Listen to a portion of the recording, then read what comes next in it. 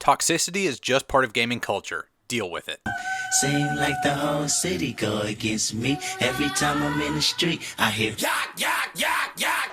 It seems like a hot topic these days in gaming is one of two things. What can we shoehorn Battle Royale mode into next? And how can we tone down toxicity in online gaming? As for Battle Royale, everybody just go for it. I don't even care. The more game modes, the better. But on the topic of toxicity in online gaming and what to do about it, here's a hot take. Nothing.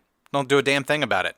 What? I'll hear you exclaim. Do nothing? But what will we ever do about this toxic atmosphere that permeates every level of gaming culture these days? Well, we did perfectly fine during the period of about 20 years or so before we started giving a shit about it. For the longest time, it was the generally accepted status quo of gaming culture that people online are fucking assholes and you just had to deal with it. Toughen up, Buttercup. If you can't stand the heat, then get out of the motherfucking kitchen. But that then begs the question, why? Why is online gaming so damn toxic? These people surely aren't anything like this in real life, right? Despite what some soy boys might say about how, oh my god, these people actually exist in real life, yeah, they're nothing like that in the real world. The real life alter ego of the saltiest of salty online gamers resembles his true self about as well as King Koopa from the live-action Super Mario Bros. Movie resembles Bowser. I'll let you in on a little secret. Human beings are really stupid and short-sighted. If the repercussions of our actions are not immediately noticeable, then we just don't give a shit about them. For example, go to any LAN party or gaming tournament. Tensions may run high or low, but for the most part, things remain relatively calm, and people get along with each other with a few exceptions here and there. Now, take that same tournament and the same people and do it online. What do you get? I'll tell you what you get. Total unabated anarchy with a tapestry of obscenities, insults, and pejoratives put together so massive that if you strung it up in the sky, it would blot out the fucking sun. But why do people act so differently online compared to in person? Well, because in person there remains the ever-present threat, however minuscule, that if you run your mouth and trash talk someone, anyone, even the meekest of libcuck soy boys, well, they might just take a swing at you. You're gonna have to deal with some real-world physical repercussions, and nobody wants to get punched in the face. So everybody, no matter how hot-tempered, puts a smile on and shakes hands at the end of a given match, and then mutters something under their breath while the person's back is turned. That's just how we are. However, offline, where I don't have to worry about you and your boys trying to throw hands at me, I'm free to say whatever the fuck I want while sitting safely behind a firewall, a VPN, a high-speed internet connection, and a wireless router.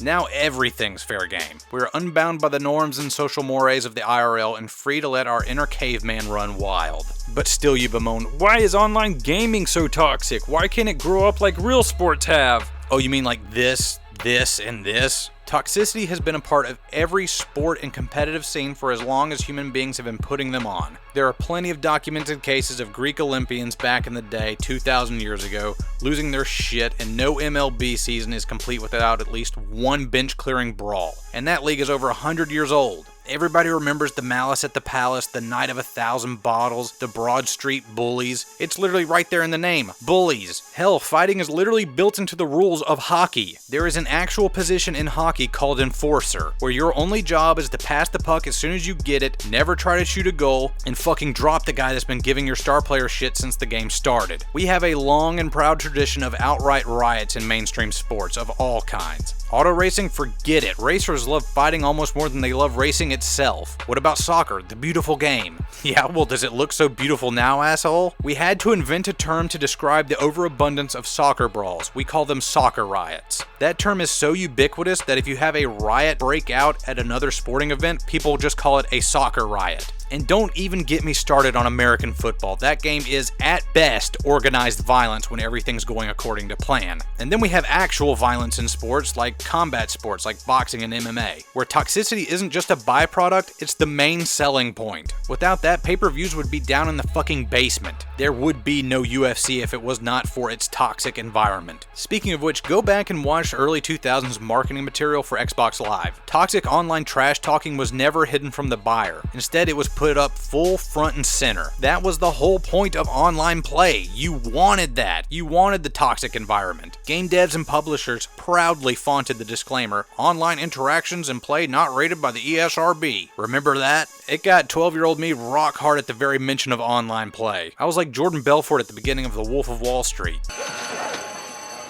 You want to know what money sounds like? Go to a trading floor on Wall Street. Fuck this, shit that, cunt, cock, asshole. I couldn't believe how these guys talk to each other. I was hooked in seconds.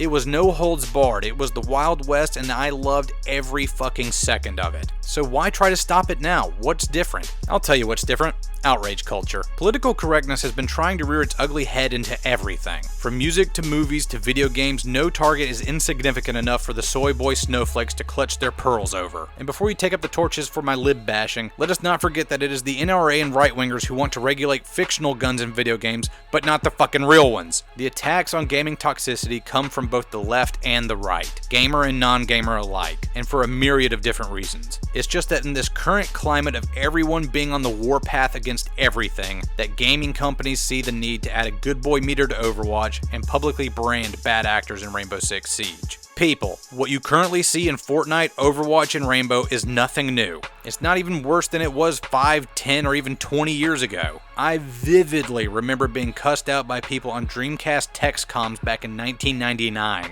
and on StarCraft Battle.net even earlier than that. And I wasn't even in middle school yet. And look, it hasn't affected me in any negative way. Well, forget about that last part. What I'm trying to say is that instead of running away from this obvious facet of the human condition, or trying to stifle it, maybe, just maybe we should just let it be. Instead of trying to sanitize online gaming, let's just let the beast run loose. Let it run its course and let us purge this hatred from our psyches through the vessel of impotent rage. And that's exactly what online gaming toxicity is, a purge. A release valve for everything that pissed you off that day. So when your boss is up your ass about work and your parents are asking when they can be expecting grandkids and rent is coming due, you can take all of that pent up emotion and just let it all out on that one kid who won't let up off that fucking pump shotgun in Fortnite. Jesus, can we please just nerf that thing into oblivion already? Fuck!